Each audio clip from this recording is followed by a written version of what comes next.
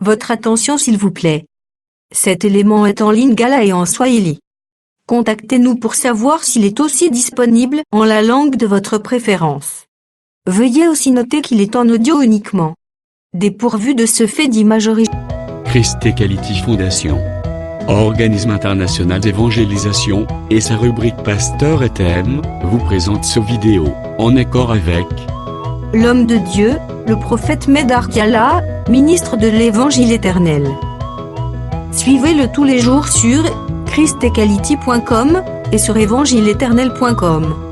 Là, vous y trouverez de manière ordonnée tous ces enseignements disponibles en texte, en audio, en vidéo et en direct à notre web radio et télé. Surtout, ne partez point sans souscrire à l'une de nos chaînes YouTube qui correspond à votre version linguistique. Souscrivez s'il vous plaît. Bonne édification au nom de notre commun Seigneur et Dieu Jésus-Christ. Amen. Tozali kondimisama Nzambe oyo tozali kosalela azali Nzambe na bomoi. Tunahakikisha kwamba Mungu tuko namtumikia iko Mungu wa uzima. Azali Nzambe ya kimya, Iko Mungu wa amani. azali Nzambe oyo elonga ndeye. Iko kabisa Mungu mwenyewe ushindi njoni yeye. Eza neloko moko te koki kosemezire na pouvoir na ye. Hakuna kitu netapimanishwa na utukufu yake.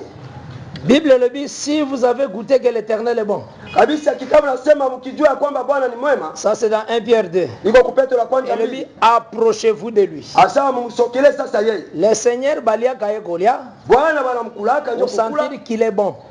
Unatambua kwamba iko mzuri sana. Apro lobi ke ifo na pusa na pembe na Na ye. nyuma unasema inastahili nisokie karibu yake. Parce que batu nyonso bapusa ne pa na ye bazalaka desite. Jua kula mwenyewe alisokea kwake alikuwa mwenyewe kabisa kuzaroliwa. Yazwaka moto akomisi ye monene na humilité. Alamchukuaka mtu namfikisha mtu kabambi juu ya kujishusha. Et c'est pourquoi kobomba manayo na maboko na Nzambe za très utile. Juu kabisa kufichwa kwako kumkona Mungu ni ya faida sana. Mutu ayebi mouvement ya makambo nyonso sur la terre c'est Dieu. Mwenyewe anajua hali yote chini ya jua hapa kudongo ni Mungu pekee. Mutu ayebi borne ya vie na yo. Mwenyewe anajua kabisa mwisho wa maisha yako. Lolenge bateka borne na parcelle. Sasa bataka kabisa mwisho ya ke balobi superficie ya lupango esuki au kabisa kipimo ya hilo pango nasimamia hapo. Je vous dis que c'est Dieu. Tunasema kwamba ni Mungu. Ye amarka ka borne ya vie ya mutu. Yeye ndiye anataka kabisa mwisho ya maisha mtu wote. Les gens du monde éternel vont proclamer que okufa dans 5 ans. Batu ya dunia ikiza bapasa kusema kama utakufa kisha miaka 5. Mais bango bazali Nzambe te. Hao wako wa Mungu. Nzambe ayebi ta oya taki borne ya vie. Mungu anajua wakati nalitia mwisho wa maisha yako. Et c'est pourquoi Pierre, Paul a prêché qui plutôt. Ndio kabisa Paulo alisema kwamba azolo bana Philippiens 4. Anasema kwa Filipo 4. Réjouissez-vous toujours dans le Seigneur. Mfurahi katika Bwana. Je le répète, réjouissez-vous. Tunarudishia tena mfurahi. Eloko wana zwango wapi? Ile kitu alichukua wapi? Azwango na 1 Chronique 16 au verset 10. Alichukua kaisa kumambo ya siku kule.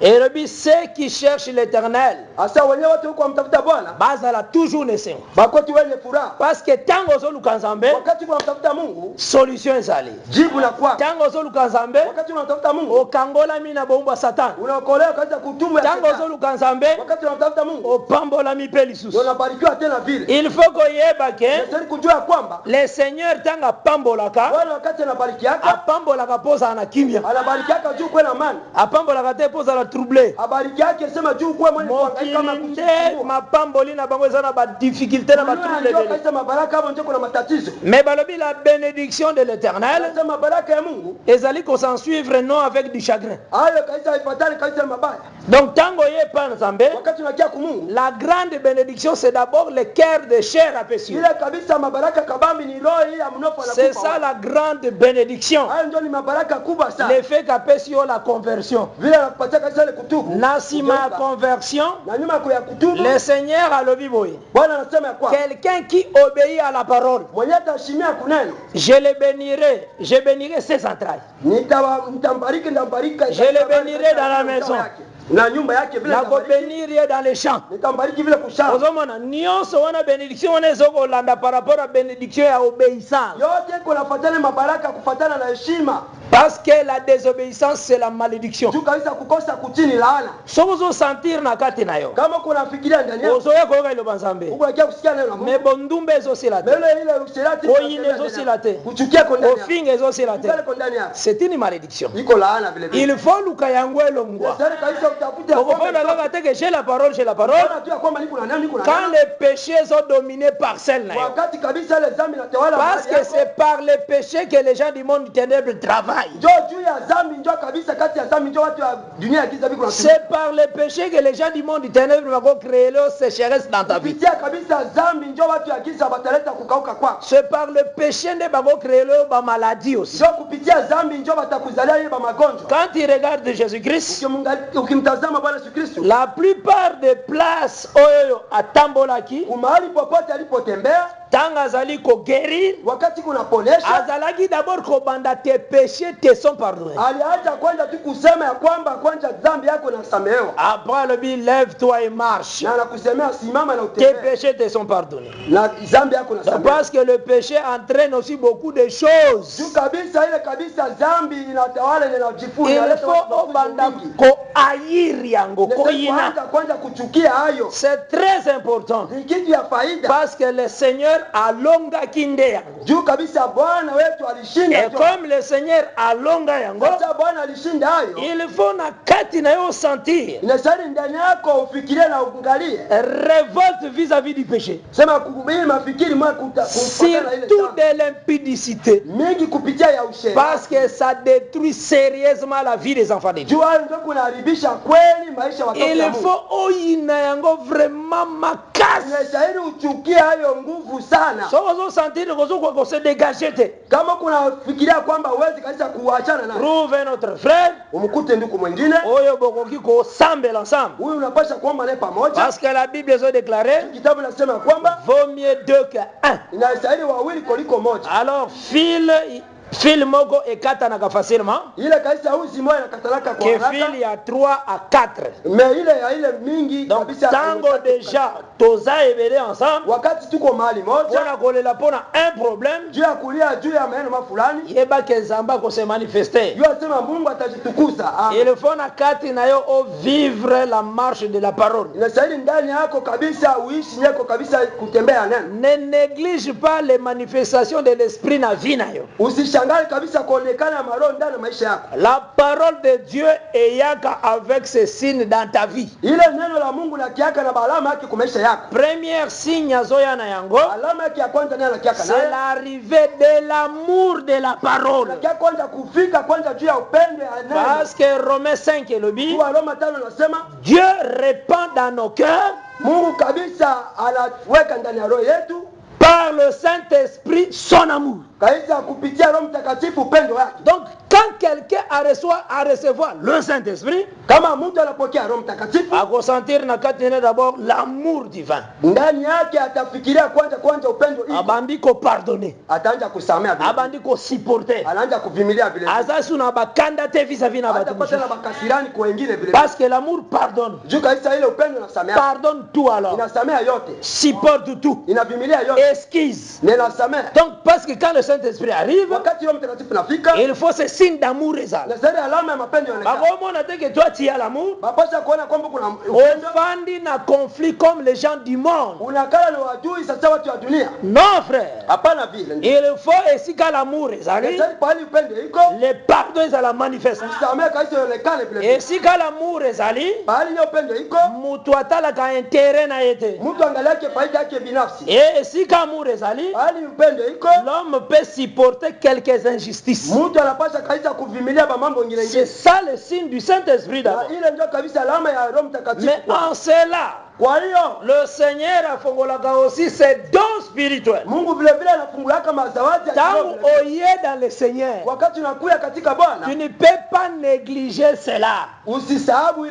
D'abord pour les gens qui croient, mara kwanza kwenye wanaaminia. Le Seigneur apesaki les signes, c'est le Seigneur. La Bwana peke wapa wala. Ce n'est pas un homme d'apesaki ces signes. Haiko mtu ndio analeta. Ils imposeront les mains aux malades. Watatia mkono kwa wagonjwa. Les malades seront guéris. Na wagonjwa wataponeshwa. Osona na malam. Unapata mzuri. C'est parmi des signes aussi le Seigneur apesi. Kupitia kabisa kwa ile malama Bwana analeta. Celui qui croit. Mwenye ataminia. Et puis attire aussi des dons spirituels. Anatia vile mazoezi ya kiroho. Okoki ko mépriser yango te dans ta foi. Hautaweza kaza kuzarau katika imani yako. Mépris mususu koko yela yo. Kuzarau nyingine napaswa kufikia wewe. C'est un combat que le diable azo distraire yo. Kwa kabisa vita ile kabisa shetani kuna kuwekea uzuba. Parce que les dons Juma zawadi exige la sanctification. Haya kunaleta ndio utakaso. Exige que on s'éloigne du péché. Inaleta kwamba Les dons en tout cas. Ile mazawadi. Quand Dieu te donne un don, Wakati Mungu anakupa zawadi, il faut linga o s'affectionner magasi na magamba likolo. Sasa kabisa ujue kabisa kuleta kabisa ile kabisa. O entretenir ces dons. Na utengeneze ile zawadi. Etinda kake o se sanctifier davantage. Haya nakutumaka kwanza mara kwanza kitakaso. Etinda kake o s'éloigner du péché. Inatumaka sema wachana na dhambi. Etinda kake même légèreté na monoko na weza. Inakuwa sema ukue kabisa na ile msemo ya tekete. Les dons ne parfait pas. Ile kabisa ile zawadi mais ça édifie. Mais inajengwa njoo. Osona na malam. Mais la perfection c'est la parole, l'enseignement. Ile kabisa utakaso ni fundisho ndio ile kabisa neno. Mais les dons ezali pour consoler biso. Ile zawadi kwa ndio tufariji sisi. Dans ces chemins toza sous ce soleil. Kwa ile kabisa ile njia ile tuko chini ya jua. Kobosa na toza na nzoto. Usisahau ya kwamba kuna mwili. Okomona ba difficulté. Unapaswa kuona matatizo. Le Seigneur ayebisaki yo. Mais Mungu alikwambia kwamba Na Jean Jérémie 33:3. Yeremia 33:3. Invoque moi je te répondrai. Munike mimi na mimi nitanjibu. Verset wana tileneza. Ile andiko kutwake pale. Et c'est bien sûr qu'alobela qui angonde Daniel. Ni kweli ya kwamba alimuelezea njoo Daniel. Parce que le livre de Jérémie c'est Daniel qui lisait. Juu kabisa ile kitabu ya Yeremia Daniel. Daniel tangazo tanga le livre. Wakati kuna soma ile kitabu akutana pena verset wana. Alikutana vile na ile kabisa andiko. Parce que le verset déclare ile kabisa andiko la sema je te répondrai. Nitakujibia. Je te montrerai de grandes choses que tu ne connais pas. Nitakueleza wa vitu kama nyao juu. Cette parole était entre les mains de Jérémie. Ile kabisa ndio ilikuwa kumkono Yeremia. Jérémie c'est Baruch qui écrivait la lettre. Ile kabisa Yeremia tu ndio aliandika kule. Alors tangu lettre sili wakati andiko namalizika atindaki lettre epai ya bato basaki na captivité à Babylone. Alituma ile barua kwenye watu walikuwa kule kutuma ama kufungwa kule ku Babylone. So tangi Jérémie 29 verset 1. Ukisoma ile Yeremia 19 asadresaki na lettre na bato basaki na Babylone. Alikuwa kaisa nasemela ile barua kwa watu walikuwa kule ku Babylone. So tangi Daniel 9 ukasoma Daniel 9 on remarque que balobi que Jérémie lisait Daniel lisait Jérémie. Utatambua kwamba Daniel alikuwa anamsoma njoo Yeremia. Comment qui fait place wana? Na alifika kwa ile mahali. Wewe bi invoque-moi. Nilisema kwamba munite. Je te répondrai. Na nitakujibiaka. Je te montrerai de grandes choses. Nitakueleza vitu kama mikabambi. Aselimita kitengana na loi na Torah wazalaki na. Wanya ilikuwa na ile tu. Mais yebaki que soki na koti dans l'adoration. Alijua kwamba nikiingia kwa kubudu na se consacrer davantage. Na jikazana kule ndani. Na cause encore des choses na yebite lelo. Nitapata vile vitu vingine nyinyi sijui. Effectivement. Na ukweli le Seigneur a fongola ile 70 semaines. Na ile kaisa ile Bwana alifungula kabisa. Le Seigneur la kisema makambo bele sur des nations. Alimweleza vile mambo mengi juu ya mataifa. Le Seigneur a fongola ile makambo bele. Mungu alimfungulia maneno mingi. Cette parole est ça aussi pour toi. Hii neno vile vile iko juu yako wewe. Ba situation difficile koza dans la maison. Neno ngufunguka unapaswa kwa kwa nyumba. Okoki ko luka lecture ya ba situation difficile wana. Unapaswa kutafuta masomi kabisa ile kaisa ile maneno ngufungufu ile. Kofanda niente il faut crier. Usikale kimya na sasa kupaza sauti. David avait la loi. David alikuwa na sheria. Parce que Deutéronome 17 lobi. Kumbukumbu la Torati 17. Bazala iko pesa copie ya loi pas roi. Balikuwa analeta kaisa andiko ile ya mfalme kabisa. Pour que les rois tangaka ngo souvent. Juu kabisa mfalme alikuwa anasoma. C'est que David avait la loi. Inatafuta kusema David alikuwa. Mais David était un homme de prière. Mais alikuwa kabisa mtu wa maombi. Avec la loi et la prière. Na ile kabisa ile sheria na maombi. Par la prière il recevait de grandes choses. Kabisa kupitia maombi alikuwa anapokea. Et avec la loi ils allaient ko protéger ndenga kotambola. Na masheria alikuwa anamchunga gisi yake kutembea. Et tant azali ko sambela wakati kunaomba azoloba je devance l'aurore et j'écris. Asema mimi napita kabisa usubiri sana na mimi nalamika. Nazo boya kotika laka mutalali ala alali tito mwetani alali kabisa alale tu petit alobi non na devant sa kaloror asa alipita kabisa usubuhi sana nazo se mettre à kosambela pour la titia Dieu kuomba pour que na mona makambo efungwa Dieu kabisa one maana yote mais je vous dis il avait la loi tunakusema sema alikuwa il avait l'enseignement alikuwa anafundisha mais il se mettait à genoux pour chercher encore Dieu kwa magoti Dieu akumtafuta Bwana c'est cette manche là qu'il faut luka souvent na ile safari ile ndio kabisa tutafute wakati yote kotika te usiache hai parce que bengami sur cette terre obika victoire en victoire unaitwa kabisa kwa hiyo dongo tu ushindi kwa ushindi obika victoire uishi kabisa ile ushindi obengami nzamba fongolelo ba makambo ebele uliitwa juu Mungu akufungule ba mambo mengi parce que Nzambe azana makambo ebele sengela sala na yo ezebele Mungu kuna mambo mengi naye anapasha kufanya na wewe iko mingi uzana enseignement huko na fundisho mais dans l'enseignement mais katika ile fundisho le Seigneur akolobelo pe makambo ebele selo le don ya bongisi pona kabisa kaisa mambo mengi kufuatana vile yote ndali kutengeneza tu okene na ngamo mususu te usane ngamo nyingine il faut être avec la parole que tu as Dieu sema na ile neno uko naye il faut de dons spirituels dans ta vie na sari ba ile bazawaji ya kiroho kwa maisha yako toza très différent tuko tuna tofauti ndani yetu na batu mususu bako mangoma musuwa babwaga ka parole ile maezebu ngine balatupaka kabisa ile kabisa maneno bakangami kana likambo abadon spirituel tu mambo ya mazawaji ya kiroho yebake bawana bakomona Nzambe te tunasema wale watamwona Mungu mais yoza na parole wako na neno mais comme mépriser te badon mais usizarau vile mazawaji parce que Bible il y a un verset qui dit juu kuko na tiko mala sema aspirer au don asema kabisa mujingishe kwa mazawaji donc lukaka pe na losambo badon utafutake vile mazawaji c'est la parole ni neno la Mungu et le Seigneur akosala kolanzama eloko atiena kati nayo na Mungu atafanya kufuatana na kitu anatia ndani yako ça il faut ça na kati nayo ile nasema kwa ndani yako obanda pafa kwa admirer ko sepela pafa na doa prophétie ile kabisa kwa kile na furaha na ile izaje unabii ozo fana peke Nzambe fongola nga miso na banongona kama vile sasa kabisa Mungu nifungulie macho nipate fongola nga matoi na bando yo kaka unifungulie masikio nipatie parce que il y a un verset qui dit aspire au don juu kabisa ndiko mimi nasema omba oko efasango te parce que zali tosha hayo juu hayo iko donc il faut que le Seigneur sente en toi nasema Mungu asikie kwako souci de recherche de dons hamu ya kutafuta bazawadi c'est la parole ni vile njoo iko uzana na malam napata mzuri il faut que na totalité de la parole nasema kwa kabisa na maelezo yote yaneno ndani yako et ça très important iko ni kitu ya faida parmi des grâces que le Seigneur a salaki David kupitia neema yote ne Mungu alifanyia Daudi aibisaki David il ne sera pas surpris asema alimwambia Daudi sema wewe hautafungwa kugafla c'est parmi des promesses ilikuwa kabisa kwa ile uzana na malam baadhi Élisée quelque part Elisa mahali fulani tangu likambo esalemaki na ndako mwasi wana ke mwana kufi wakati mambo yalifanyikana kunyumba ya mwanamke sema mtoto anakufa eke mwasi wana mobali azotuna ye na yule mwanamke ule mwanaume kwa Mungu okoluka homme de Dieu pona nini Mungu amtafuta mtu wa Mungu juu eza ni saba asema ni jour à fête haiko vile siku ya karamu alobika ake tout va bien asema yote iko tu mzuri akei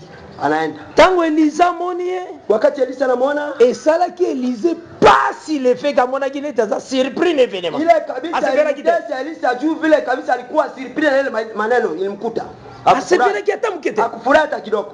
Comment se fait-il qu'une chose sale mangai na la surprise kabisa kitu kali inapaswa kufanikana na mimi nilikuwa surprise je vous dis ça là Élisée passe ilimfanya yule kabisa yule Elisa kabisa ile kabisa moyo kabisa ngumu sana mangufu ilimsifadhaisha sana. Est-ce que comme la kabisa pe natupikia kabisa si hivi quelqu'un me sale me yeba kito okipe pas inafanikana kuyua tena kufanyia vile kabisa otungisi Nzambe na lolenge ke pourquoi likambo na za surprise unamsumbua kabisa Mungu sema namna gani maneno kabisa nanikuta hivi. Est-ce que comme la kope inakufikia vile vile soki bandiko comme lo bongo kama anaanza kufikia vile Nzambe akobana kobombela ko makambo te Mungu atakuwa nakufikia kitu akozalaka likambo sana ngo asala atakuwa na mambo na ekomela yo jiseme kufikiria avertirio anakufahamisha kwamba kutungise ke Seigneur pourquoi loko ngana zala ngo surprise juu kabisa usiende kumangaisha sema kitu kani vitu inanifikia et pourtant olobaki na kata David na ulisema kule kwa Daudi en réalité kwa ukweli na kozalaka surprise sitakuwa kabisa mwenye kabisa na kwa surprise na kitu fulani. C'est Psaume 89 iko kule kwa Zaburi 10 parmi les grâces que le Seigneur 19 parmi les grâces que le Seigneur a salaki David kabisa kuna neema Mungu amfanyia Daudi. Donc ces choses sont très importantes kitu ile ni faida sana pona yo wako pona ngai wangu koyeba ko s'affectionner aux choses d'en haut kuyua kabisa kutia upendo wako kwa mambo ya juu. Le Seigneur asalaka kolanza ta foi Mungu anafaka kufuatana na imani yako. Toutes ces choses eza possible na oya to croire mambo le yote iko teketeke kumenya na minia. Parce que nalingi vraiment exhorter yo. Tunatafuta kwa kukufariki. Il faut savoir que ujue ya kwamba il faut aspirer. Inastahili kuomba. Eza la souci na yonenge écriture eza. Sasa ndiko nasema. Ou aspirer. Inastahili kuomba. Ces gens que nous lisons dans la Bible, ils avaient la parole, mais ils avaient aussi des dons. Et je les gars étaient parole, enseignement. Mais Dieu venait aussi parler. Mungu vile alikuwa anakia kusema. Unaona na malamu? Unafuata mzuri. Susi wana na usengeza anime na kati no sœur. Ile hapo tu kunapenda kwa ndani yako dada. Eza la anime na kati na yo frère. Kwa vile ndani yako kaka. Eza très important. Iko kitu ya faida. Et les promesses que le Seigneur a pesio. Na ile yote aje Mungu anakupa. Vous allez plus que vainqueur à cause du sang de l'agneau. Uko mwenye kushinda kupitia damu ya mwana kondoo. Et puis alobi ke okotambola likolo na koto likolo na nyoka. Asema tatembea kuyote juu ya nyoka. Eloko moko te konuire yo. Hakuna kitu moja kabisa itakuzuiza. Ce sont des promesses parfaites. Iko kitu nye inakamilika ni inaonyesha. Et le Seigneur n'a jamais menti. Ye Mungu adanganyake. Oya lobi akokisaka ya. Nye anasemaka na neshaka. Oya tatoli esalemaka. Nye yana shuhudiaka na inafanyika lako. Ya banga kate. Hakopaki yake.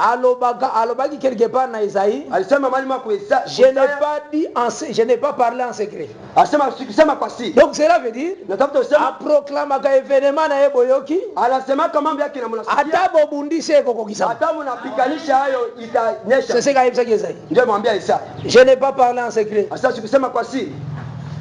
Esola na mala. Unapata mzuri. Aza très puissant. Iko mwenye uwezo mwenye nguvu. Il faut otalela ye na lolenge ya puissance na ye. Nesero mungalie kwa hali kabisa ya nguvu na uwezo. O considérer ende wana. Na mkamate kabisa na faida pale. Kolinga te bwana kozalaka surpris na makambo. Usitikaki kabisa mambo kukute kugafa. Boyango. Katala hayo. Bata molili basali programme nzamba yako betelo programme wa. Batu kabisa wanafaa kugiza kule maelo yabo na Mungu kabisa akie vile afanye vile. Elise basa la programme kuna na ngambo nzamba zo betele lisoro. Elisa biko anafashia maelo materisho makule ngambo me Mungu kuna msemea ngambo ngine. Arme wane lobike c'est comme si mtu moko azogene ko signala ka yekuna.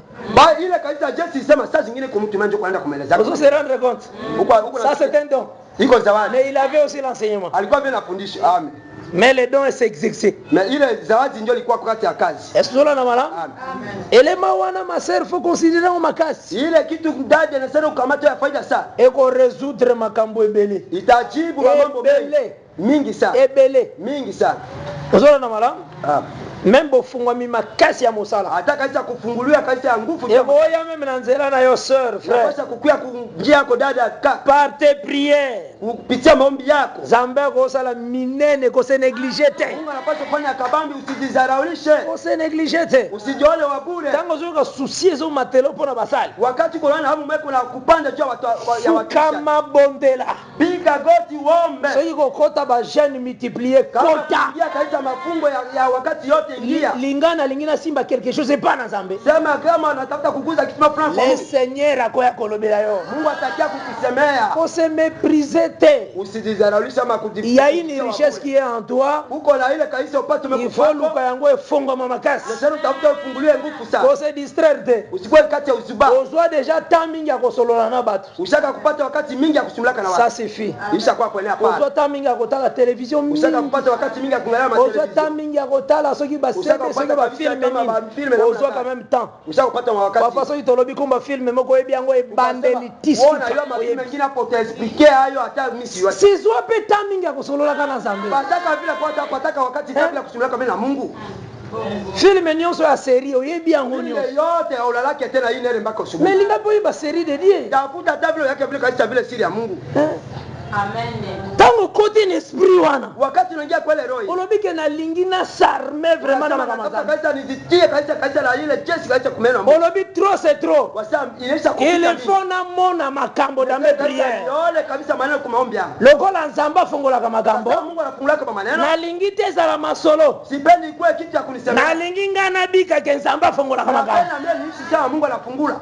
Quand le Seigneur a moni décision, wakati Mungu anaona namna yako ya kuachi, akoya kotala yo sœur. Atakia kukutazama wewe kaka. Akoya ko visiter mon frère. Atakia kukutazama wewe kaka. Il faut le connaître tonda na kati. C'est kitu le yale ndani yako. Que il faut que na mona aussi de dons spirituels faut comment. Le Seigneur nione vile mazoezi ya kilo funguliwa.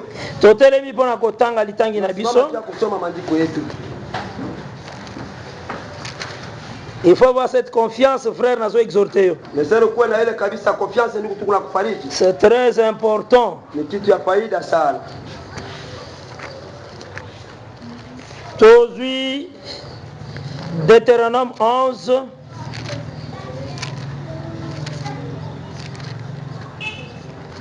Kumbukumbu la Torati 11 verset 12 12 Nazui verset 11 à 12. Je lis au nom du Seigneur Jésus-Christ. Amen. Le pays que vous allez posséder est un pays de montagnes et de vallées et qui boit les eaux de la pluie du ciel. C'est un pays dont l'Éternel ton Dieu prend soin et sur lequel l'Éternel ton Dieu a continuellement les yeux du commencement à la fin de l'année. Que le Seigneur a bénir cette lecture. Amen. Nous allons koloba sur les 4 saisons dans le pays d'Abraham. Tulikuwa nasemelea mambo ya wakati yote ine kumuji ya Abraham. Nous avons besoin surtout que mutunion soit yeba. Tuko na hamu ya kwamba mtu yote apite la kujua Que le Seigneur asala eloko nyonso na tina.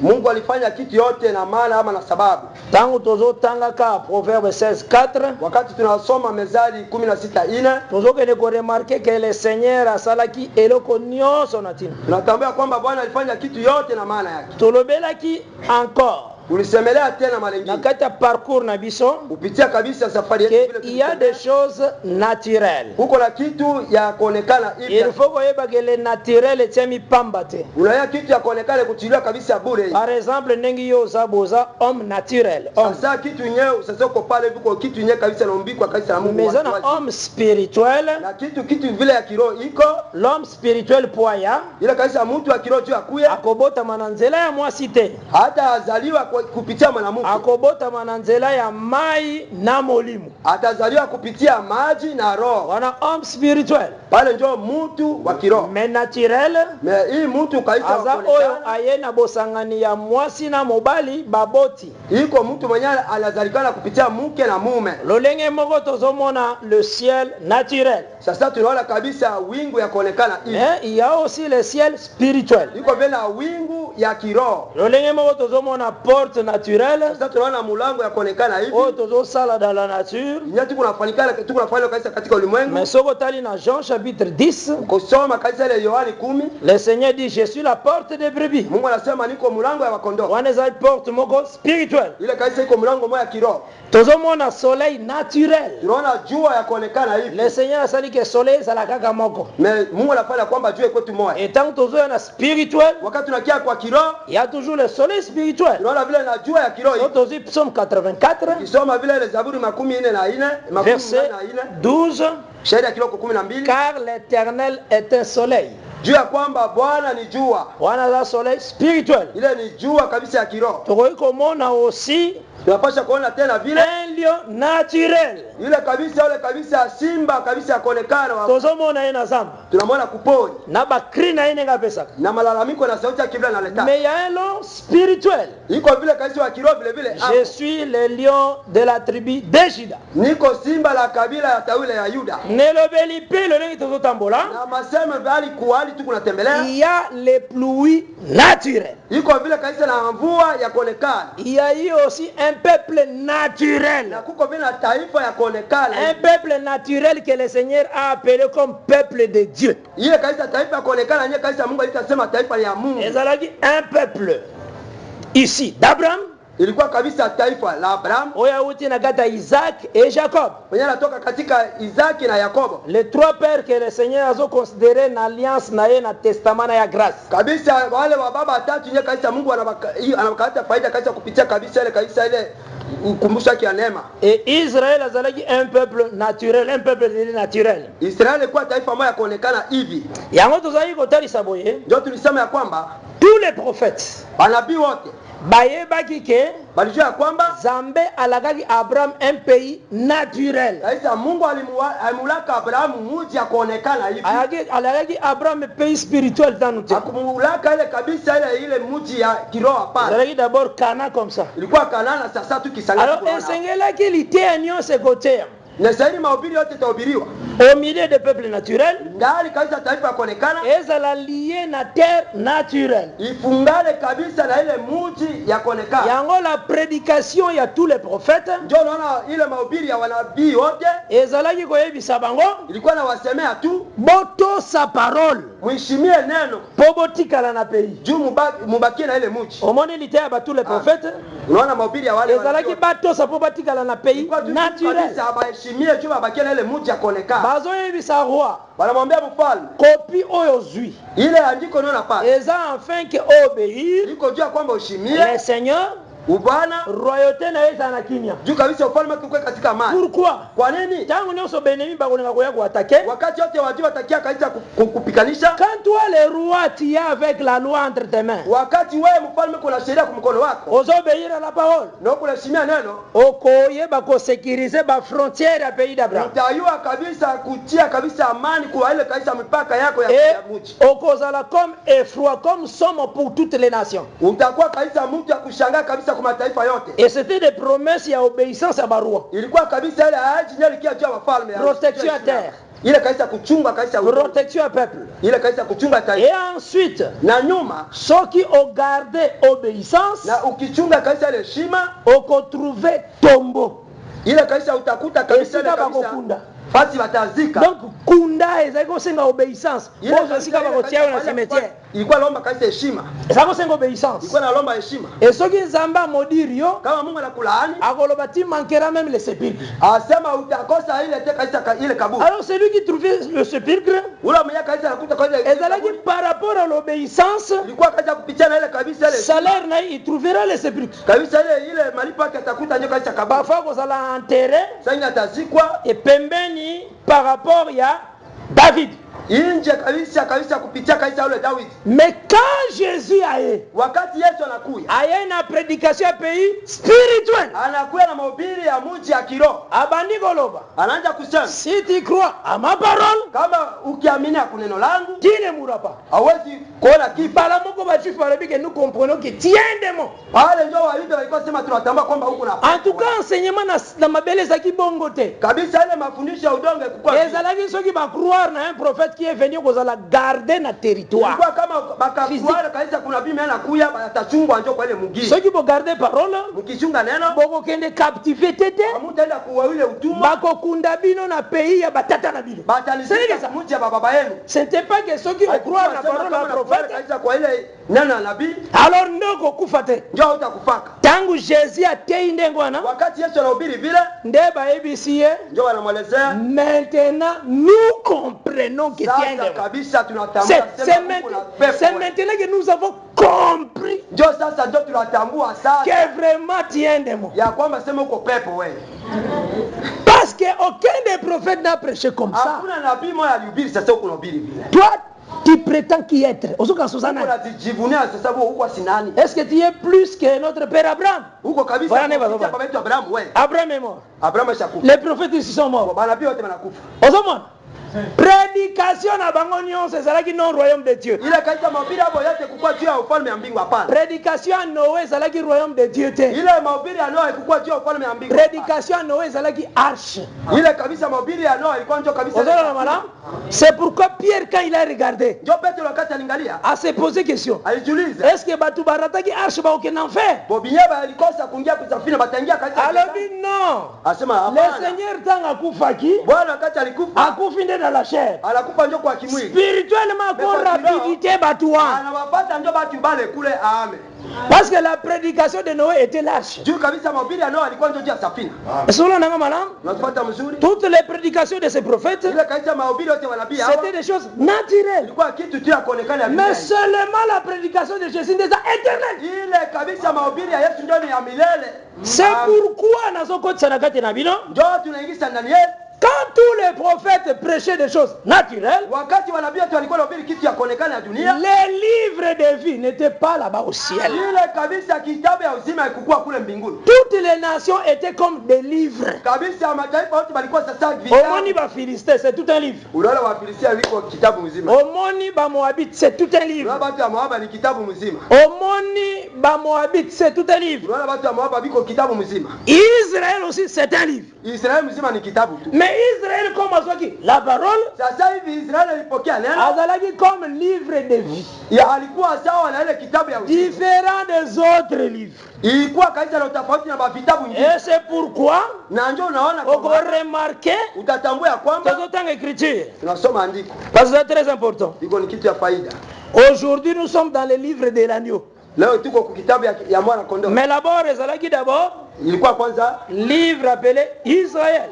Kitabu nasema Israël. Je pense que besoin na malamu. Tunapata mzuri. Ces choses il faut boye bango bote alokola batu mususu to bazana ba confusion. Mtamboya msubiri asema watu wengine kule. C'est très important makamunio sori. Kitu ya faida kaisa mambo yote. Deutéronome 29. Kumbukumbu la Torati 19. Verset 20. J'ai lu au nom du Seigneur Jésus-Christ. L'Éternel ne voudra point lui pardonner. Mungu ceux qui moto asali mabe abebisi alliance nzamba kolimbisa te. Mtu kama kabisa akaribu kabisa mapatano Mungu hawezi kusamehe. Mais alors la colère et la jalousie de l'Éternel s'enflammeront. Ile kasirani kabisa na ile kabisa chuki ya Mungu itawaka contre cet homme. Wale mtu toutes les malédictions écrites dans ces livres reposeront sur lui. Malana yote inaandikwa kwa kitabu itakuwa juu yake. Et l'Éternel effacera son nom de dessous les cieux. De dessous. Mungu atatosa kabisa jina yake chini ya wingu. Baefasaka esika bakomaka. Balandikia baladimaka mbali ye balandikaka. Toke le malembe vraiment. Amen. Dans zambazo ta saka komaki bangone na se na likolo te. Kabisa analeta kwamba aibandika ndio hapa chini. Donc livre komaka bango esande na se. Livre wa. Ilikuwa ndio hapa chini hapa. Yango ndio kuefase bangonde na se. Hayo ndio kabisa tabazima hapa chini tu. Unaona na malam? Unapata mzuri. Tozi Deutéronome 9. Kumbukumbu la Torati 9. Tozi Deutéronome 6 plutôt. 6. Verset 14 na 15. 14 mpaka 15. Wana bazolo bela Israël. Pale biko nasemelea tu. Place totangi na Deutéronome 29. Hayo tunasoma kule kanisa kumbukumbu la Torati na verset 20. Shairi ya kiloko 12. Yeso ki batosi tenzamba ko effacer kombo na bango na se. Kama kabisa bakuishia Mungu atatosa jina hapo hapa. Donc elingolo bakomaki bango nde na se. Sasa kusema kwamba ibandika hapa chini. Ba effacer ka esika bakomaki. Juba lazima kama ali balindika. Maintenant awawa Deutéronome 6. Hapa tena kumbukumbu la Torati verset 14 na 15. 14 mpaka 15. Vous n'irez point après d'autres dieux. Hamutaenda tena kwa miungu ingine. D'entre les dieux de peuples qui sont autour de vous. Kabisa kwa miungu ya taifa liko pembeni yenu. Car l'Éternel ton Dieu Juu Bwana Mungu wako est un Dieu jaloux au milieu de toi. Iko Mungu wa wivu ndani yako. Là na comme le verset 15 il y a Deutéronome 6. Il y a Deutéronome 6. Ya kumbukumbu la Torati 6. La colère de l'Éternel ton Dieu kasirana Bwana Mungu wako s'enflammerait contre toi. Itakuwa juu yako et il t'exterminerait de dessus la terre. Atakutosa juu ya donc ozande likolo ya mabele de dessus kabisa kaisa juu de descendre la terre.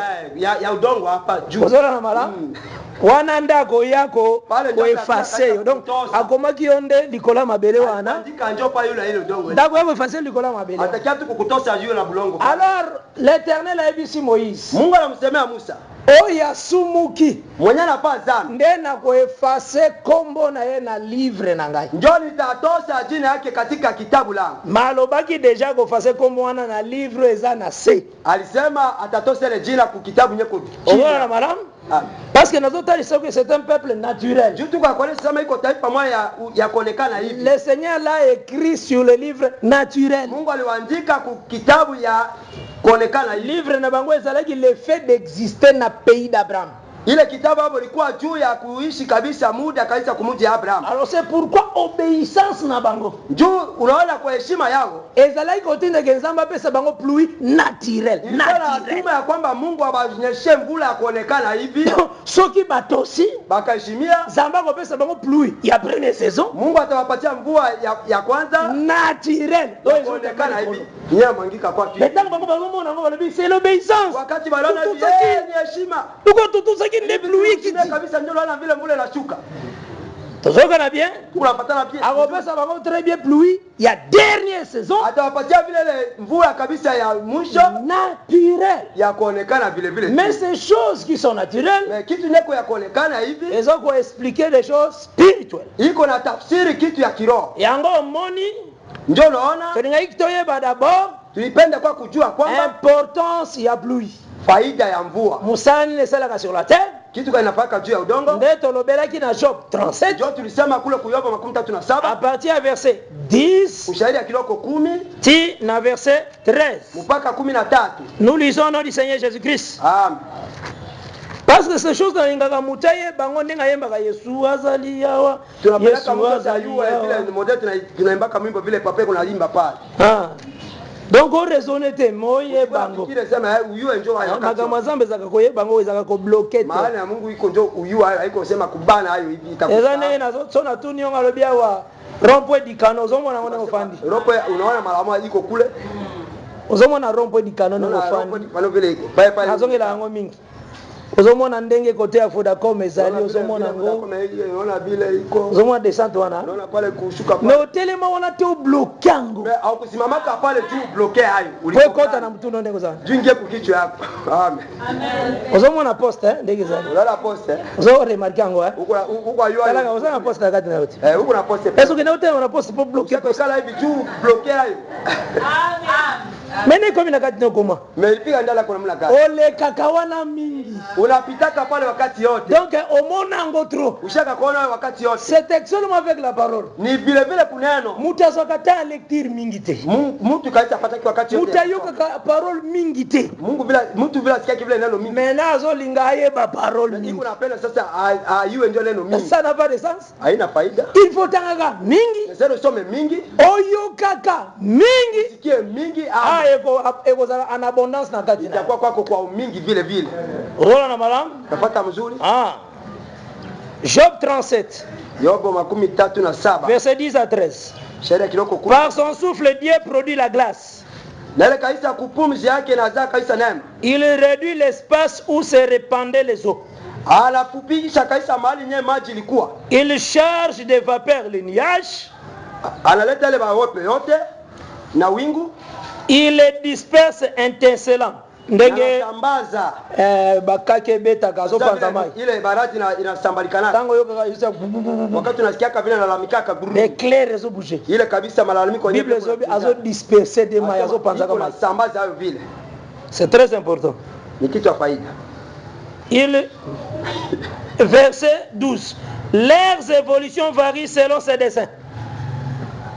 Leurs évolutions. Lolenge na yango esalaka. Vile na mai wana. Ile mai. Etambolaka kolansama mabongisi ya Nzambe. Inatembeaka kufatana na matayarisho vile Mungu alitengeneza. Pour mai kita c'est dans les plans de Dieu. Jumu mai kauki ama ishuke ni kufatana na shaba ya Mungu. Ezalaka pour l'accomplissement de tout ce qu'il leur ordonne. Iko kabisa kuonesha kuyote nye kaisa liruhusu. Sur la face de la terre habitée. Kufatana na mali ya udongo na banaishi. Nzamba pesaka la pluie mandat. Mungu kaisa anataka ile kaisa ile mvua kuwakati. Accomplir une mission. Aneshe tu shaba moja fulani. Maintenant ça d'abord na ba mission ni. Iko na shaba gani? Verset 13. C'est comme une verge dont il frappe la terre, sa terre. Iko sasa ile kabisa bakora nye iko fimo nye iko napika kabisa. Ayaka lokola shikote. Iko sasa ile fimo. Ou comme un signe de son amour. Sasa alama ya upendo. Qu'il le fait apparaître. Nye inaonekana ndani. Ayaka aussi comme signe d'amour. Anakiaka sasa kabisa ile alama ya upendo. Yako foi ba que deux groupes pluie wana. Ile sema ile hali mbili ya ile pluie ya dernière saison. Ya ya wakati ya mwisho. Pluie ya première saison. Ya kwanza. Tous les deux pluies wana eza na basini nango. Ile mvua yote mbili iko na malama yake. Musu eza comme une verge qui frappe la terre. Ile kwa sasa fimbo yenyewe kuna pika udongo. Musu eza comme un signe d'amour. Ngine kwa sasa ile alama ya upendo. Mais Seigneur il biso to comprendre. Ne sasa tutambu. Nini zote c'est comme signe d'amour. Kitu gani iko anaisha sema alama ya Mungu. Yango to kendeki na Proverbe 16 verset 15. Ndio tunaenda kule kumezali 16 15. 16 verset 15. 16 15. Ezotalisa biso ke la faveur du roi. Asema ile kabisa ile grâce ile neema ya Mungu. Donc ngolu ya roi kabisa ya mfalme. Ekokani na pluie ya printemps. Inafanana kabisa na ile kabisa mvua ya kwanza. Proverbe 16 verset 15. Ile methali 16 15. Et considérer pluie à printemps comme grâce. Inakamata ile kabisa mvua kabisa ya kwanza sana neema. En tout cas grâce c'est l'amour. Ile neema ndio ni pendo. Ozona mala? C'est que pluie d'automne. Ile kabisa ile mvua kabisa ezali pluie ya première saison. Inye kabisa kwa mvua ya kwanza. Eza comme verge. Iko sasa ile fimbo. Comme chicotte. Sasa ile fimbo. Oyo go frapper la terre. Inye kuna pika udongo. Alors to avança qui encore. Tulienda tena mara nyingine. Tokendeki kozwa comparaison ya la pluie naturelle. Tulienda kaisa kufananisha kaisa mvula kuonekana. Bazo kokanisa ngona spirituel na nini? Banafatanisha na kiroho namuna gani? La totalaki Esaïe 55. Pale tulikuwa kuisaya 15 verset 10 à 12. Ile kiloko 10 mpaka 12. Et le comme la neige et la pluie descendent des cieux. Sasa kabisa ile mvua yenyewe inatoka yulu. Ainsi en est-il de ma parole. Na njoo vile iko sawa sana na neno la. Donc remarquez que le Seigneur a considéré la parole. Njoo tunatambua Mungu anakamata neno comme la pluie spirituelle. Sasa mvua ya kiroho.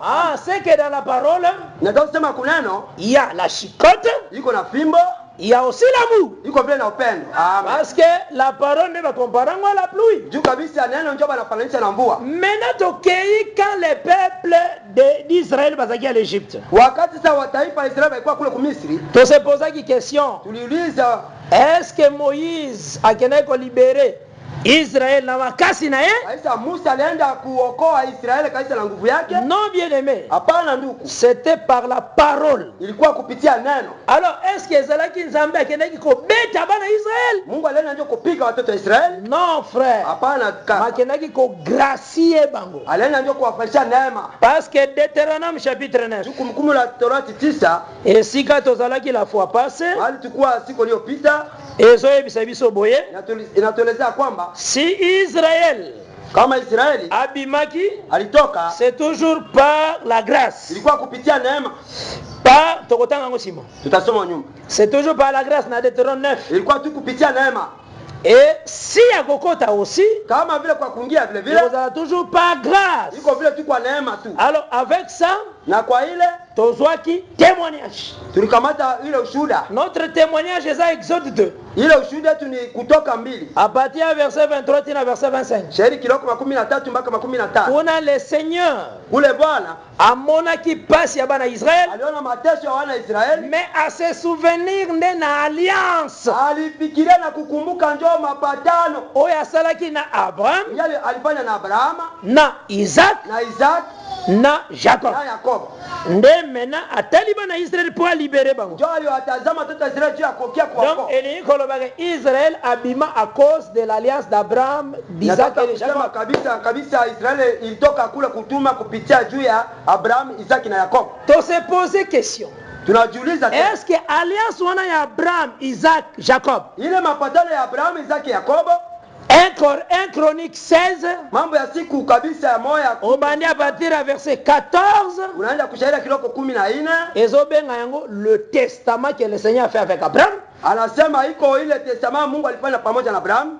Le serment qu'il a fait avec Isaac. Ile kabisa ile mapatano ama kiapo alifanya na Isaac. Il a érigé en Jacob en loi. Alijenga kabisa ku Yakobo ile sheria. Et en Israël en alliance éternelle. En Israël en alliance éternelle. Ile kabisa ku Israeli ilikuwa kabisa ile mapatano ya milele. Na verset wana 15 alobi 10 ans. Kwa kusema kwamba toujours 1 Chronique 16. Ile mambo ya siku 16. Je te donnerai les pays. nitakupa muji. Donc cette alliance ile mapatano ezokanga Abraham, Isaac, Jacob. Inafunga Abraham, Isaac na Jacob. Maintenant on se pose encore une question. Unajiuliza tena ulizo nyingine. Est-ce que alliance wana ile mapatano parole nzamba pesa kiba ile neno nye Mungu aliwapatia ezali pluie eza comme verge iko kabisa mvua nyeko sawa na fimbo qui frappe la terre, nyeko napika udongo, ou bien eza comme signe d'amour, au iko kama alamu ya upendo. donc eza comme considéré comme grâce. Iko inafatana sasa, iko neema. Nde tozwaki lecture simple ya Galate 3. Ndio tulichukua andiko ya Wagalatia 3. Kuna Paul azoprêcher. Kule Paulo kuna ubii. Alobi un testament. Asema kitu nye mtu anaacha fait par un homme. Nye nafanikala kaisa na mtu. N'est annulé par personne. Ila haitazaliwa na mtu. Ainsi, na vile vile la promesse a été faite à Abraham. Ahadi nye lifanikana kabisa na Abraham. Et à sa postérité. Na uzao yake. Wana komi déjà na verset 16 ya Galate 3. Wale kwa kanisa kushairi kiloko 16 ya Wagalatia 3. Alobi boy. Anasema ya kwamba landanga malamu. Utufuate mzuri hapa. Tangu ina verset 17, 18 ya Galate 3 ya kiloko 13 kule mpaka 18 wa Galatia 3. Tanga komi na Galate 3 verset 17, 18. Kule anafika kwa Galatia 3:17 mpaka 18. Azotali saboso boye. Anatuelezea kwamba la loi intervenue 430 ans plus tard. Ile kabisa sheria ilikuwa na tawala kabisa kupitia miaka 430. Ah, facilité biso pona comprendre que testament on ezaki loi te. Ile kabisa la kia kutufuatilia kwamba sema ile kabisa ile testament ilikuwa sheria. Parce que la loi yeko intervenir. Juu kabisa sheria na kia kuleta kabisa. C'est que testament ezaki loi te. Ile testament ilikuwa sheria. Donc testament ezaki grâce. Ilikuwa neema. Je pense que tu sais quand même alors. Alors, yango to avance encore. Allez, la parole que Moïse a kendeki nango à l'Égypte, c'était la parole ya grâce. Ilikuwa neno ya neema. L'alliance d'Abraham, Isaac et Jacob. Ile mapatano ya Abraham, Isaac na Jacob. Et total qui quelque chose. Uliangalia kitu fulani. To se poser encore une question. Tulijiuliza tena swali lingine. Et to répondre qui? Na tulijibu. Est-ce que inatafuta usema année que le Seigneur Nzamba pesa ki Israël ile kabisa wakati wote Mungu aleta ku Israeli banda kana pluie ya première saison inaanjaka kabisa kumvua ya kwanza po selon Matthieu ya batebele kufuatana mahubiri ya watu ya watu wengi tangu bazozwa Acte chapitre 2 wakati wanakamata matendo ya mitume 2 bazomona ke Saint-Esprit tangu ekiti epa bapotre banaona kwamba wakati Roho Mtakatifu unashuka kwa mitume babengi yango pluie ya première saison banaitwa kabisa mvua ya kwanza po eza année bandisika ya grâce juu kabisa iko mwaka ya kwanza ya neema nyene alors batie pluie ya arrière saison banatia mvua hii ya mwisho ezoya kobeta na 1901 selon ba frère Branham kufatana bao kule vile balisemaka kudeni selon ba frère Branham kufatana vile banduku wa Branham na ba misusu na wengine bamoni pluie ya arrière saison ebeta kine na États-Unis d'Amérique mvua ile ya mwisho inapiga kule kwa Amerika. Bon ça c'est tout simplement un raisonnement. Ile kwa tu mafikiri hapo ya basi. Sans pour autant ça na base à écriture. Na hiyo haina hata masimamizo moja ya mais biso tote ya kabato. Sisi tunaobilaka watu. Il faut aimer Dieu plus que tout le monde. Tunastahili kupenda Mungu kupitia mtu wote. Aimer Dieu plus que ta vie. Penda Mungu kupita hata meme maisha yako ama uzima yako. Et Dieu c'est la parole. Na Mungu ndio neno. Et tozo remarquer, tunatambua le Seigneur appelle Israël. Mungu analeta ku Israeli l'année na Exode 12. Ile kaisa miaka kupitia kabisa kutoka 12. Na verset 2 déjà. Wale shairi kiloko 2. Tina verset 4 mpaka 4. Aebisi Moïse. Anamsemea Musa. C'est moi oyo. Hii kabisa kwa hii mwezi egozala pona bino premier de mois de l'année itakuwa kabisa mwezi ya kwanza kabisa mwaka ezalaki mois sengeleki ba célébrer Pâques ilikuwa kabisa ile mwaka yenyewe ipasha kufanya karamu ya ile Pasaka soki to se pose encore question kama tukajiuliza tena mois wana eza tani ile mwezi ni wakati gani Exode 13 verset 4 ezo répondre kutoka ile 13 inajibia ezo répondre biso inatujibia sisi elobi ke Israël est sorti au mois des épis basema Israël ilitoka kwa ile wakati ile mwezi ile donc abima na lero yo na ilobela ngala balobaka masango ekomeli basema alitoka wakati ile kabisa ile mwinzi na koma mais précisément ezagande orge inakuwa kanjo kabisa ile orge ile kabisa kikundi parce que na fête ya éternel, na fête de l'éternel. Kabisa kikaramu kabisa kukaramu ya Bwana. Na Lévitique 23. Wale 23. Ezalaka na deux groupes ya moisson. Inakuwa kabisa na wakati mbili ya mavuno. Ezalaka na moisson moko esalemaka na premier mois. Iko na mavuno mwana paka kumezi ya kwanza. Simbaga eloko nyonso tozoloba. Mata kitu tetu kunasema hapa. Makambo oyo nde ezalaka vie. Mambo ndio la kwaka uzima. 2 Timothée 1 verset 10 elobi Wa Timothée ya kwanza 1:10 nasema koelaka na koloba mbango te ngana lobaka nanga malembe. 2 Timothée 1 verset 10 elobi. Timothée ya pili 2:10 nasema essentiel batu bayoka yo okoloba no mbango bayoki te eza nango édifiante. Amen. Moto musaka saka so solo mbango nde Saint Esprit azosala makasi. Amen.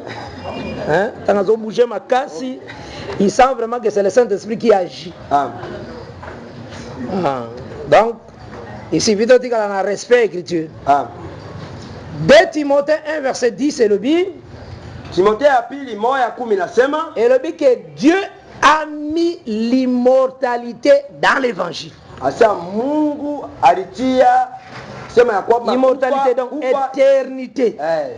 Kufa sitawale ndani ya donc kabisa. La victoire sur la mort. Alitia kabisa ile ushindi. Il a mis ça dans l'évangile. Alitia kabisa katika kabisa habari njema. Endengo zaona koko mépriser enseignement te. Wewe si zarau fundisho. 1 Corinthiens 15 verset 1 le bi. Wa Korinto ya kwanza 15 moja inasema évangile oyo na teibino habari njema hii inanihubiri bokozala sauver soki bobateli yango na baterme oyo yango eteyami. Mutaponeshwa kama munachunga vile vile inahubiriwa. Osona na malamu? Ko garder fidélité enseignement. Uchunga kabisa ile hali ya fundisho. Epesaka le salut. Inaletaka wokovu. Esoko kena 1 Corinthiens 1 ukaenda kwa Korinto ya kwanza 1 verset 21 shairi ya kiloko 11 et le dit que puisque le monde avec sa sagesse n'a point connu Dieu, juu ya kwamba dunia na hekima yake hawakumtambua Mungu, il a plu à Dieu de sauver les païens par la folie de la prédication. Iliomba Mungu aokoe taifa kupitia ile mazimo ya mahubiri. Donc le Seigneur a tiré sali dans l'enseignement. Mungu anatia wokovu kufundisho ndio. Ce n'est pas pour rien moni l'église belle qui pas enseignement te. Unaona ndio kabisa makanisa mingi hapa hivi. Eli koloba ke batupe bakokende bele na lola te. Inatafuta kusema kwamba watu wengi bila wataingia mbinguni. Amen. Iko vile. Donc ezande bongo. Iko ndio vile. Pona nini? Juu ya nini? Le diable bazo distraire batu na biloko pamba pamba. Shetani kwa analeta usuba kwa watu kuiti ya bure. Bazo kipe enseignement te. Batu abapendi fundisho. Mais or Dieu a voulu sauver les païens par la folie de la prédication. Akumbi kabisa Mungu alipenda kuokoa wapagano kupitia fundisho. Il prend le salut, anatoa la wokovu, atiango dans l'enseignement. Anatia katika fundisho. Mutu akomo na enseignement ne dit rien. Mutu anapasha kuona fundisho. Mais nzoka Dieu a mis l'immortalité dans l'enseignement. Mungu alitia ndio uzima katika fundisho. Esura na malam? Unafuata mzuri. Donc c'est que natafuta kusema na kati nango tozoke de comprendre. Ndani yetu kunatambua. Kotala ke kuangalia kwamba il y a 2 moissons na fête de l'éternel. Iko na ile wakati ya mavuno mbili kukaramu ya Bwana. Eza na moisson moko ezaka na premier mois. Iko na ile mavuno ya inyela kwaka kumezi wa kwanza. Donc après fête ya pain sans levain, kupitia kabisa ile karamu ya mkati nena kosa chachu. Ezaka na oba benga ka fête ya gerbe. Na ile kabisa ile karamu ya ile ou bien fête ya prémisse. Ile kabisa ile fête ile kabisa ya malumbuko. Donc basuakande orge na bilanga. Wanakamataka ile vitu wanachangaka yote kule. Oko remarquer même rite tanga yaki na Bethlehem akuta kilera orge. Utola kabisa Ruto wakati alifika kabisa ku Bethlehem alikuta wakati ya mavuno. Donc waneza moisson. Pale kwa kabisa mavuno ya liboso ya mbele ya kwanza. Meza na moisson muso ezaka na 4e mois. Huko vile na mavuno ingine kumwezi ya 4. Waneza moisson ya blé. Iko ile ya ngano. Ozora na madame?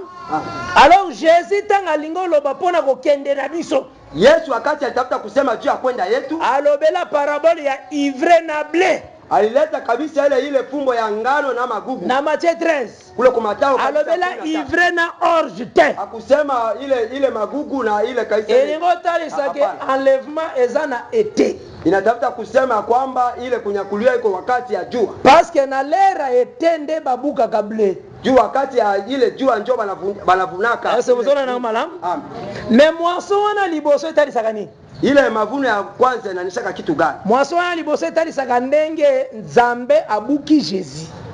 Ile mavuno ya kwanza inaonyesha vile namuna Mungu alimvuna. Parce qu'abuki Jésus. Dieu alimvuna Yesu. 1 Corinthiens 15 le verset 20 na 21. Wakorintho ya kwanza 15 nasema kwamba que Christ Jésus est le prémisse. Banasema kabisa Yesu Kristo ni or sobo ozongi na fête lévitique ukarudia kukaramu kule kabisa kwa leo prémisse baswaka ngona moisson malumbuko banapataka wakati ya mavuno moisson ya liboso ile kabisa malumbuko ya kwanza moisson ya mibalende batikaka coin ya champ ile kabisa mavuno kabisa ya pili ndio banachaka kubali moisson mibalezo talisake inaonyesha kwamba biso tokosisa na grâce te si hatutamaliza kabisa miaka ya tangu biso tokokende tokotika ndamba coin ya champ ya ana grâce wakati sisi tutaenda tutaacha vile ile kabisa nusu kabisa mwaka ya neema lelo yo étranger za biso te étranger za Israël lelo kabisa hii kabisa wageni haiko sie ni Israeli ozala bala orphelin lelo za Israël za biso te kabisa mwenyewe anakupia baba iko leo si enjoy iko njoo wa Israeli biso lelo ezali toza bana David si leo ni watoto ya Daudi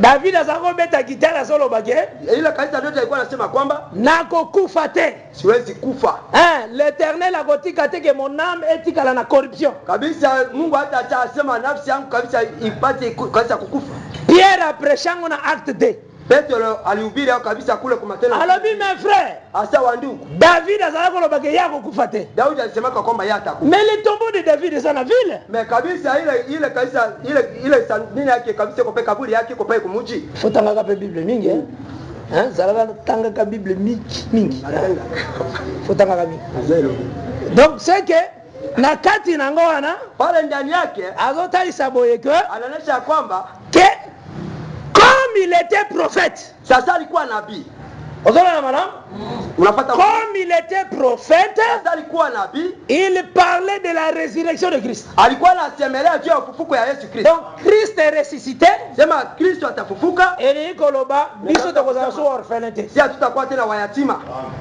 ozona madame yemoko alobaki je ne vous laisserai point orphelin sema siwezi kuacha wayatima aussi mama moi biso so orphelin te c'est Israël aujourd'hui de atikali orphelin Israël leo ndio biko wayatima maintenant biso tokotikela ye ndambu ya champ sasa sie tutawachilia ndio nusu ya champ yango na miracle ya Jésus ya pain ndio naona kabisa kwa maajabu ya Yesu ya peuple il y a 5 pains 6 mapa nyonso te ile kabisa taifa leo walikula ile mikati 5 bakumaliza il y a mapa ndambu etikala pona 12 paniers nuru kaiti bakia kabisa kwa kitu 12 même mapa ile tu mapa ile moja elingo talisaka na grâce okosilisa ngo te inatafuta kusema ile mwaka ya neema hautamaliza haya tangu yo kokende wakati wewe utaenda aneko continue ile kabisa miaka itaendelea kitu amen ozona madame aneko continue mwaka itaendelea tu eza ba erreur oyo ba Branham bateya mbala moko ekota pena kata bate koma normal ba Branham se bali ubiliaka hiyo waneta mkaka église sili anesi c'est une erreur église azokende na deuxième moisson kanisa naenda njoo kwa mavuno ya pili yango parabola Matthieu 13 eza parabola moisson de blé njoo kabisa ile fumbo ile kule nasema iko kabisa ile juu ya ile kabisa ile moisson de blé zaka na 4 mois inakuwa kwa mwezi ya 4 donc eza na l'heure iko na oyo batangi déjà fête ya semaine inya kabisa wanasema ile karamu ya posho 7 fois 7 7 mara 7 ozona madame donc 49 si to lebela kia donc c'est que inatafuta kusema nakati na yango ndani nyewe tangu babuki Jésus akei wakati banamvuna bana Yesu anaenda biso pe tokei na Jésus si vile vile tunaenda na Yesu pamoja donc première moisson ile mavuno ya kwanza ya prémisse ya ile malumbuko oyo bazui gerbe nyeba natwala kaisa ile mavuno Romains 6 et le bi Roma 6 nasema à partir du verset 4 shairi kiloko ina nous sommes morts ensemble avec Jésus tulikufa pamoja na Yesu Kristo na Ephésiens 2 wa Efeso 2 et bisi biso na tusemea nous sommes ressuscités ensemble tunafufuka pamoja et que nous sommes assis ensemble na tunaikala pamoja première moisson de yango ndio mavuno ya kwanza hiyo Sana na malam. Nafuata Wana tokei devant les souverains sacrificateurs na gerbe. Pale tunaenda kabisa mbele ya kohani mkuu. Parce que gerbe zaneti liboke donc ensemble. Kabisa ile vitu inachanga fasi moja. Mezana moisson muso koya. Iko na mavuno mengine takuya. Moisson wana ya blé. Ile mavuno ile. Yango nde Jésus alobeli na Matthieu 13. Wanasemelea kule kwa Mathayo 13. Sona na malam. Unafuata mzuri. Moisson wana ezalaka na lera ete. Inakuwa kwa wakati tu ya jua. Nde tozolanda awa très bien. Unafuata hapa mzuri. Il faut na yo oyeba boye. Leseni ujue ya kwamba Kena talisaki la fois passée. ulionyesha wakati uliopita Sorti ya Israel en Egypte. kutoka Israeli ku Misri. Esalemi na premier mois. Ilifanikana kwa mwezi ya kwanza Na mois na l'ère ya printemps. kwa ile mwezi ya printemps. Entrée à Israël aussi à Cana. Kuingia ya Israeli ku Kanana Esalemi toujours na premier mois. inafaa tu kwa ile mwezi ya kwanza. Ozola na malamu ha? Nde tozwaki Ndio tulichukua Deutéronome. kumbukumbu la Torati. Tangu bazobima babima non avec leur justice. Asema walitoka kabisa na ile hawakutoka Pas avec leur justice. na ile kabisa waki hapo. Eza na makasi na bango tende babima. Sema ya nguvu yabo hapa. Ezaki nde boyokani ya Nzambe. Kwa njoo mapatano ya Mungu tu. Na Abraham, na Isaac, na Jacob, na Yakob. Nde babimi wana sango tala evre. Walitoka kule abakungalia makazi yao. Sango tala evre na baba. Abakungalia makazi yao. Bakoti pete. Na balengia kumuji Na volonté na makasi na bango te. abakungia vile kumuji basi la nguvu yabo. Yango to tanga Deutéronome 9. Tunasoma kumbukumbu la Torati 19 verset 4. Shairi ya kidoko 4. Lorsque l'Éternel ton Dieu Wakati Bwana Mungu wako les chassera devant toi, atafukuza mbali na wewe, ne dis pas à ton cœur. usiseme kabisa kuroho yako. Wana zana verset 4 ya Deutéronome 9. Pale tuko Deuteronome 4. Deutéronome 9. Kumbukumbu la Torati 9 shairi ya kidoko 4. Lorsque l'Éternel ton Dieu les chassera devant toi, wakati Bwana Mungu wako atawafukuza mbali na wewe, ne dis pas à ton cœur, usiseme kabisa kuroho yako, c'est à cause de ma justice que l'Éternel m'a fait entrer en possession de ce pays. iko juu ya uhaki ama na makazi yangu njoo Mungu ananingisha kwa hii kabisa. Olobate keza na propre justice na yo. Haiko juu ya makazi yako njoo hapa. Simanga malamu. Tufate mtumishi mzuri. Maintenant nalingi to comprendre propre justice na yo elinga koloba nini. Sasa tunatafuta tutambue sasa ile makazi yako tunatafuta kusema si kitu gani. Nde tozui Philippiens 3 verset 9. Tunachukua wa Filipo 3. Philippiens 3 verset 9. Faut nous comprendre propre justice na yo. Juu tuweka sasa makazi yako. Philippiens 3 verset 9. Wa Filipo 3:9. Parce que ces choses faut y bango bien. Ile mabitu inasema ujue mzuri. Et le bible Nasema kwamba awa Paul azo expliquer hapa Paulo ndio kunasema azo talisaki atika kibiloko nyonso ya pamba pamba. Asema aliacha vitu yote ya bure bure. Amona kiango de la boue. Aliona sasa kitu ya bure. Pour a gagner Christ. Juu kabisa Maintenant asepela kitekaza la Christ. Hakufurahi kwamba asema kwenda la Kristo. Na makasi na ye. Juu akwe kabisa kabisa na nguvu. Malingeza la Christ na ngolu. Alipata kukua na neema njoo ya Bwana. Yamona zoloba aw. Ndio kunasemea pale. Nazotanga verset 9. Shairi kiloko 9. Ya Philippiens 3. Wa Filipo 3. Et d'être trouvé en lui Kwa kujikuta kwake yeye non avec ma justice. haiko juu ya makazi yangu. Maintenant balingi balobela justice na yo moko c'est quoi? Bana tafuta kusema si makazi yako Na kobenga na yo c'est tellement na yo pe tellement. Bo sakana na makambo Nzambe.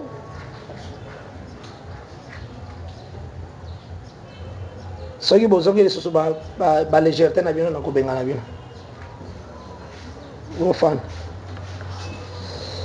Et d'être trouvé en lui, non avec ma justice. Kama najikuta kwake yeye haiko juu ya uhaki ama makazi yangu. Maintenant, je vais expliquer justice. Iko nasema juu ya uhaki. Celle qui vient de la loi. Iko nyenye natokana kupitia sheria. Donc, propre justice, c'est ça, justice à loi. C'est ça. Ile kabisa ile makazi ama ile uhaki iko njoo ya sheria. À te comprendre maintenant verset 4 et de 39. Tunakumbuka kule kabisa kumbukumbu la Torati 9:1. Nzamba linga yebisa bango ke bozokota kana na loi te. Mungu alitafuta tu kubaeleza sema amkungia Kanana juu ya sheria. Tozokana c'est que bazokota kana na grâce. Banaingia Kanana juu ya neema. Ça va? Ana pesi bino ikiti popo comprendre. Pona nini nazwi nengwa? Juu ya nini kabisa mtumishi anasema vile? Parce que toko sione bebe écriture bele. Juu tutatembea kwa maandiko mengi. Eza pona kotalisa boyi. Iko juu ya kuonesha kwamba kobima Egypte kutoka Misri Et ni côté c'est que Israël zaki na captivité. Inatafuta kusema kwamba Israeli ilikuwa katika utumwa. Aza libéré na captivité. Yeye sasa anatoka katika utumwa. Action ile kazi ile. Eza na kata ministère ya Jésus. Iko katika kabisa ile kazi ya Mungu. Tango yena likikat. Wakati tunasoma kule kuluka. Alobi l'esprit du Seigneur est sur moi. Anasema roho ya Bwana iko juu yangu. Il m'a oint alipaka pour libérer les captifs. Juu ya kuokoa wale wafungwa. Tozoka na mala? Cela veut dire il fallait qu'akobima na bangeza par grâce. Inaweza kaisa kutoka bikuwa juu ya nani. Ile kaisa mji ilikuwa inaonyesha kwamba sema mahali kabisa. Eza utalisa comme 7e jour. Ilikuwa sasa siku ya 7. Donc bauti kotambola na desert. Batembea kaisa kujangwa. Na kolemba na bango bakene ko pema nde na mabelewa. Na kuchoka kayabo baada ya kupumzika kwa ile udongo. Wana pe eza pa Jésus. Pale vile kwa vile ku Yesu. Alobi na Matthieu 11. Anasema kwa Mathayo 11. Na verset 28. Venez à moi vous tous qui êtes fatigués et chargés. Je vous donnerai du repos. Yangonda Bengaki, il a proclamé une année de grâce du Seigneur. C'est pourquoi entrez et ça le mina printemps. Sorti et ça le mina printemps. Ça va. Entraîner à sortir ça même mouvement. Il est tout kungia na kutoka kwa tule tu kazi moja. Na kangola mi pona fanda nena mboka appeler la parole. Na okolewa tu nikale kumuji nena itwa neno. Et ça même mouvement. Iko tule soka kangolio kama na kokoa wewe. Cela veut dire tio na kata mboka. Nasema kwamba nakutia katika mji. Yango moni sorti. Kutoka ilikuwa tule tu wakati ile moja. Parce que printemps veut dire le roi a fait grâce. Sa Mungu anafanya neno. Baya mfalme anafanya neno. Tobandaki nango déjà. Tulanja na. Na Proverbe 16 verset 15. Kumezali katika 16-15. Entrer aussi veut dire le roi a fait aussi grâce. Mfalme vile alifanya tu neema. Est-ce que madame? Maintenant quand ces gens sont entrés, wakati watu wanaingia, Josué ndazaki kamba bataillon yonso. Kaisa Yoshua ndio alikuwa anaongoza ile kikundi ile yote. Et tozo remarquer, tunatambua ke tangu bakendaki ko explorer la terre. Wakati balienda kuchungua ile udongo. Bakenda ko explorer la terre. Wakati walienda kuchungua udongo. En réalité bakenda ko explorer de Hébron. Kabisa balienda kuchungua ndio Hebron. Hebron wana de place Caleb anyata. Ile kabisa Hebron ndio pali balikala. Tangu bazongi wakati banarudia mabele wana nde bapesa kako mabele ya promesse. Ile udongo ndio baileta kabisa ile udongo ya ahadi. Moïse ebisi Caleb. Musa anamwambia Caleb esika matambe nwe ni atie pesa meli yokozonga. Mahali ile kabisa mkulu wako na kanyaka inaletwa kwako utachukua hayo. Maintenant Caleb azako tambola avec cette promesse. Caleb alikuwa anatembea na ile Alaki na promesse que les écritures ont promise. Alikuwa kabisa na ile ahadi vile maandiko lisema. Les écritures za Moïse. Ile andiko ile kabisa kwa Musa. Et promettait que Caleb la terre. Ilimwagiza kabisa ile Caleb kabisa. Atazo marché. Ate kunatembea. Il connaît que l'écriture promettrait une cité. Alikuwa anajua ya kwamba andiko limupa kabisa mji mwa fulani ndio mwa. Maebi que cité wanaweza au-delà du Jourdain. Anasema ile kabisa ile mji kwa kabisa ngambo kabisa ya. Maebi que cité wanaweza ezali na coucher du soleil. Asema ile kaisa mji kwa kaisa kule jua inalalaka. Et voilà pourquoi. Na njoo kwa maana tanyo so batamboli wakati wote walitembea. Tozui Josué 14. Unachukua Yoshua 14 parce que faut biloko bo comprendre ngo très bien. Mtambue kitu ile mzuri sana. Très bien. Mzuri sana. À partir ya verset 6. Josué 14. Verset 6 à 11. J'ai lu au nom du Seigneur Jésus-Christ. Les fils de Juda s'approchèrent de Josué à Gilgal. Et Caleb, fils de Jephuné, le Kénisien, lui dit: tu sais ce que l'Éternel a déclaré à Moïse, homme de Dieu, à mon sujet et au tien à Kades Barnea. J'étais âgé de 40 ans. Donc, jour où on a zalaki na âge ya 40 ans. Lorsque Moïse, serviteur de l'Éternel, m'envoya de Kades Barnea pour explorer le pays, et je lui fis un rapport avec droiture de cœur. C'est ce que nous demandons pour tout ministre. Et il faut faire un rapport avec droiture de cœur. Tu es témoin des choses que tu as entendues et vues. Coca-Cola lilobate pour kutani devant un grand du monde. Ato kutani na nani yeba que il est poussière, il retournera dans la poussière.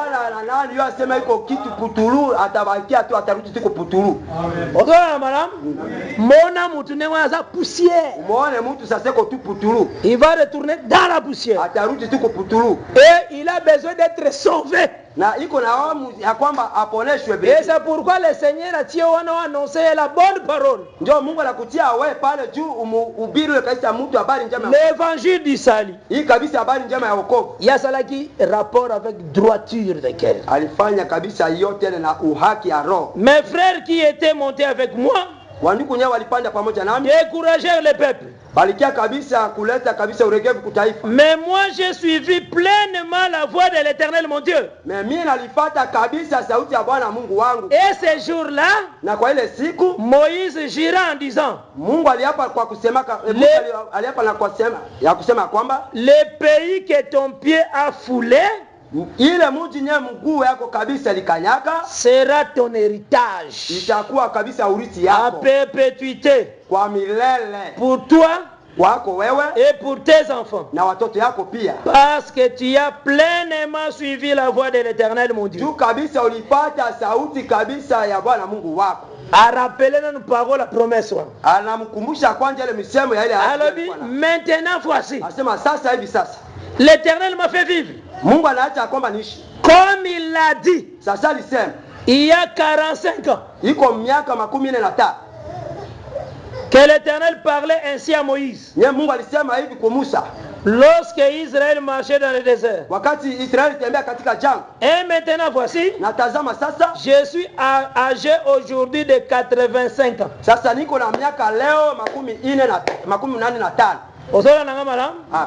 Vraiment créé. C'est très important. La séance est créée pour faciliter compréhension. Kades Barnea bazalaki wana tangu si basali 2 ans depuis sortie à Égypte. Tangu Nzamba yebise wange bakosala 40 ans na désert. En réalité babakisa 38 ans. Or na Kades Barnea Caleb bazalaki na 40 ans. Allo bien. Osona mala? Donc Kokomati na Jourdain. Ufikia mpaka ku Jordan. Ezali 38 ans. Nafaa miaka makumi bakati. Mbele abo kuvuka. Wana ya goza na combien d'années? 78. Combien 78 ans?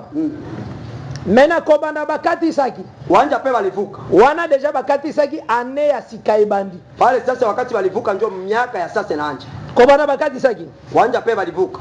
Ti akomi na Hebron. Mpaka pale alifika kwa Hebron. Akomi na Hebron âgé de 85 ans. Alifika kwa Hebron na iko na miaka 85. Cela veut dire depuis que bakati sa. Depuis balivuka, tu as eu terre. Et ça fait combien d'années? 7 ans. Oui. Na 7 ans wana. Kwa ile miaka 7 ile. Mokambi azalaika kamoko Josué. Mwongozi alikuwa tu mmoja Yoshua. 7 ans wana lingotalisa cette église d'Asie. Ile kabisa miaka 7 inatafuta kusema kanisa 7 ya Asia. Donc après l'œuvre de la croix, kupitia kazi ya msalaba, il en a 7 ans. Iko na miaka 7. C'est cette église d'Asie. Tanyo sa cette église d'Asie. Njoo ni wakati yote ya miaka 7. Mokambi azaka kamoko Josué. Tu mtu mmoja tu Yoshua. Caleb ezande biso. Caleb njoo si leo. Amen. Biso ni tunofika promesse tozwa terre moko. Si ndio kanisa tuko na ile ahadi tu tupate mkini mwa. Mais Josué zo kamba biso tito kozwa terre wana. Yoshua iko natongoza mpaka tutakamata ile mji ile. Eso bozola na mala? Amen. Ndemena. Njoo sasa. Tozwi Josué. Tunachukua Yoshua chapitre 11. 11. On a possédé terre wana. Dieu kukamata ile udongo. Il fallait convaincre bana ya Anak. Nesale kabisa tuwaweze watoto ya Anak. Bana Anak. Watoto ya Anak. Bana Anak ba puissant. Baikuwa watu ya nguvu. Ba géant. Watu warefu. Ba géant. Tozoko ba tozoki na malema beti boko saisir ngo très bien. Juu tutakumbuka na tutakumbuka. Oko sale fort oko comprendre kaka. Hautafanya vile nguvu tatamba. Ko benga mo comprendre. Juu liitwa juu. Mama, obenga mo comprendre. Liitwa juu tamba. Na ebi si yoko ko raisonner tate yo kaka kaka. Biaka tu sikie. Au fur et à mesure ozo yoka. Vile tu kunasikia kila. Ozo yoka. Huku unasikia. Oko comprendre. Utatambua tu. Ko raisonner atate. Kolinga ko faire ba muscle no makasi te. Kazi hata ile ba mishipa yako yote kwa kufikiria hapa. Esprit rezana na kimya yoka kaka. Itulie sana roho. Le Saint Esprit za msala na salaka. Kabisa Roho Mtakatifu una kazi yake anafanya. Ozona na malamu? Unapata mzuri. Il fallait Ilisahiri ko anéantir ba fils d'Anak. Wamaliza kabisa watoto wa Anaki. Et l'écriture de Sabiso boy. Andiko nasema ya kwamba Josué Yoshua chapitre 11 verset 21. Shairi ya kiloko 11. Dans le même temps, wale wakati ile Josué s'est mis en marche. Yoshua alikuwa katika safari. Et il extermina les Anakim. Aliwamaliza kabisa watu ya Anaki wote. De la montagne d'Hébron. Kumulima ya Hebron. De Débir d'Anab. Ule kabisa kwa ile mji. De toute la montagne de Juda. Kwa ile mulima yote ya Yuda. Et toute la montagne d'Israël. Josué les dévoua par interdit. Musa Yoshua aliwakataza kukitu nyewe Mungu alikataza avec leur ville.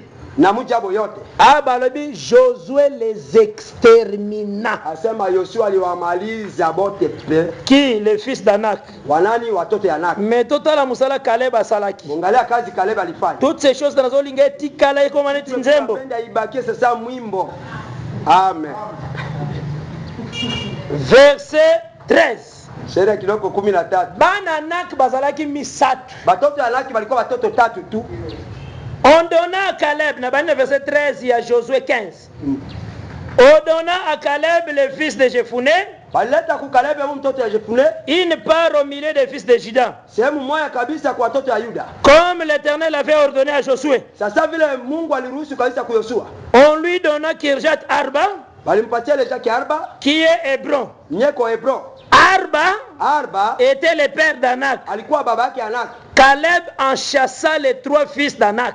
Caleb alifukuza watoto 3 ya Anak. Sheshai, Aïman et Talmai. Na Talmai. Enfant d'Anak. Watoto ya Anak. Donc Anak bazalaki na bana misatu. Anak alikuwa na watoto 3.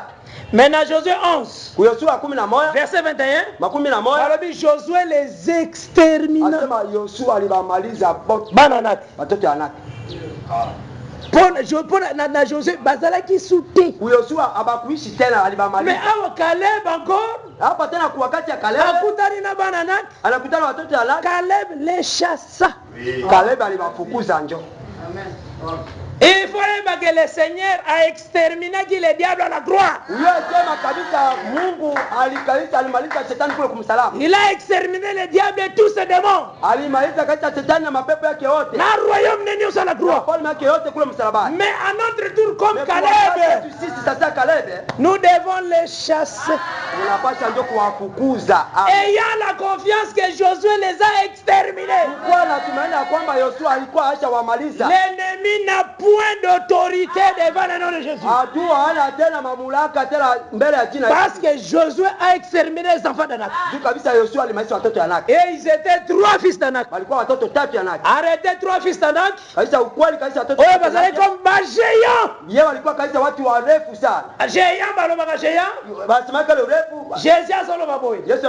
Ce qui est élevé au-dessus des hommes est une abomination. C'est ça, géant. Que le Seigneur apporte la vie richement.